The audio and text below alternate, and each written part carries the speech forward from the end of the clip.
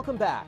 Coughs are common this time of year, with so many different viruses circulating, including the flu, COVID, RSV, and the common cold. But many doctors have noticed an increase in patients complaining of having a persistent cough this winter. Health experts say if a cough lingers for more than 8 weeks, go to the doctor to make sure there isn't something else going on, such as asthma, COPD, acid reflux, another viral infection, a lung infection, or postnasal drip. I mean, we have to remember that even before COVID, this time of year was always known as cold and flu season. And it is normal to cough for maybe 6 to 8 weeks, even after a virus. Pulmonologists say hot beverages, over-the-counter medications, and thick cough syrup can all provide some relief so that the coughing doesn't get worse. We always say cough begets cough. So the more you cough, the more you're going to cough. And that cough reflex can become very hypersensitized. So things that shouldn't necessarily trigger a cough can start to. Now, if you do have COVID, there's a strong possibility it's the variant JN1. That's because the CDC says JN1 makes up a vast majority of new cases in the country.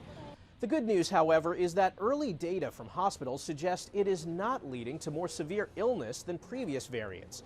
Health officials say that doesn't mean it shouldn't be taken seriously. It's never too late to get vaccinated. So for all of my patients that I take care of and the providers that I work with at my local hospital, I'm recommending on a daily basis for them to vaccinate or to offer vaccination for influenza as well as for COVID-19. The CDC estimates the latest COVID vaccine is at least 49% effective against JN1 among those 2 to 4 months out from their shots.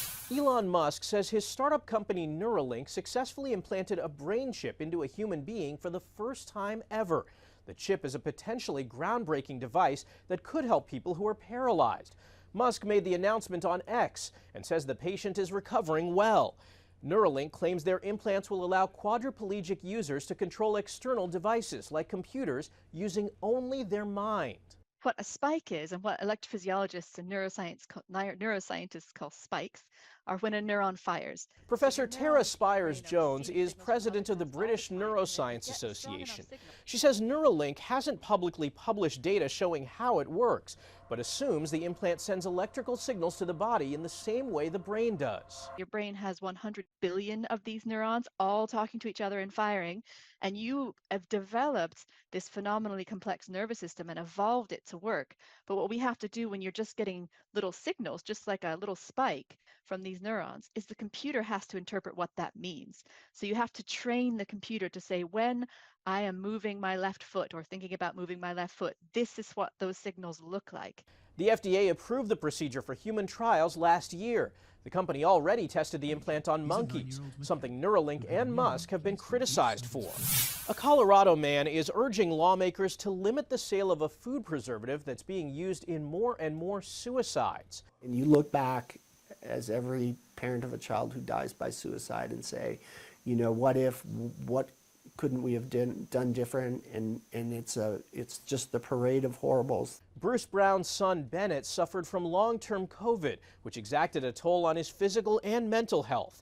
A year ago, he lost consciousness and fell, suffering a concussion that forced him to drop out of college. That was a lot for him to handle. Bennett learned of sodium nitrite through an online group that helps facilitate death. It's a form of salt used to cure meat, but when ingested in large quantities, it can cause a fatal condition where the amount of oxygen carried by the blood is greatly reduced.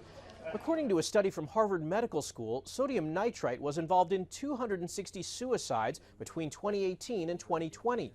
Brown is urging the Colorado State Legislature to pass a bill to regulate the sale of sodium nitrite. And on the national level, Congress is moving quickly to pass the Youth Poisoning Protection Act, which would ban the consumer's sale of products containing high concentrations of sodium nitrite. According to a civic science survey, 27% of people who drink alcohol were very likely to try out dry January. But now that the month is over, could going back to business as usual reverse all the health benefits? For what to do after dry January, we spoke with Dr. Sarah Church, a clinical psychologist and executive director of the Addiction Treatment Center, Wholeview Wellness. Dr. Church, thanks so much for joining us. We're talking about dry January, and I found that there are some people who participate in dry January and they get to February 1st and they go right back to where they were before. Do you lose those health benefits that you'd gained over the last few weeks? So I think yes. I think the answer generally is yes. If you go right back to drinking the way you were drinking before, you're going to end up kind of in the same spot. That makes sense. But what the research has shown is that if someone is successful in taking a month off, 6 months later, they are drinking one less day a week and one less drink on the days that they do drink, and they're less likely to get drunk. So there are actually pretty lasting benefits of participating in Dry January. Any advice for people who maybe have done dry January or at least did it halfway and would like to moderate their drinking a little more going forward? Well, what I would encourage people to do is to reflect on what worked and what didn't work from the time that, if they had success during that month, what were they doing differently? Were they playing more board games? Were they exercising more? Were they spending more time with a loved one?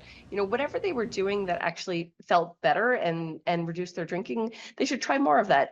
Whether they found a new drink, which would be like, say, cranberry and club soda, or herbal tea, or non-alcoholic beer, making sure to have that around the house. And also, if they found that there were a lot of benefits, let their loved ones know that they are trying to reduce their drinking over time and to get support for that. And in addition to that, like, if someone really feels like they want to maintain those changes and they're struggling to do it, reach out and talk to somebody. There are social workers and psychologists who can help them with that. They might want to talk to their doctor. There are medications that can support reduced drinking that are FDA approved, and there are also support groups like AA or Smart Recovery that they can go to and get support for stopping drinking or reducing their drinking. How big a difference does it make to have some support, whether it's professionally or even from a family member or friend? I think that's really, really important. I think the more support people have, the more likely they are to be successful in reducing or stopping drinking. Because, I think it's just human nature. When you have people supporting you and helping you, you're going to be more likely to be successful. Well, doctor, thanks so much for chatting with us. We appreciate it. Sure. Thanks for having me. After the break, what to do when diet and exercise alone isn't enough to lose weight, and how complications during pregnancy can lead to heart problems months later.